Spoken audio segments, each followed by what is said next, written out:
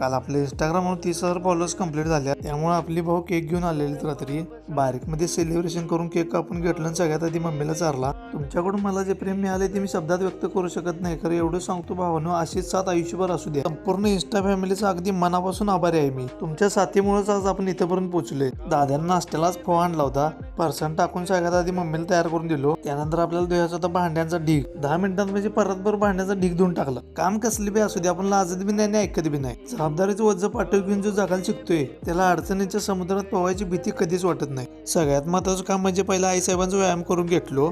सहज बसल्या बसल्या कॅलेंडरवर लक्ष गेलं. बघता बघता नवीन वर्षात 7 दिवस कसं गेलं तेच कळलं नाही. जाऊन दे म्हटलं, आपल्याला काय करायचं, रोजचे दिवस आपल्यासाठी सारखाच. काम सगळे आवरून खानावरून जाऊन डबा आणून ठेवला, कारण मी रावल्याला बोलून घेतलेला डीमार्टला जायचं म्हणून. आता डीमार्टला का झालं की नाही सांगतो थांबा. डीमार्ट मध्ये आलो, गाडी पार्किंग केली आणि चालू केलं फिरायला. घरात लागणाऱ्या बऱ्याच वस्तू घ्यायच्या म्हणून आपण आलेलो डीमार्ट मध्ये, जसं की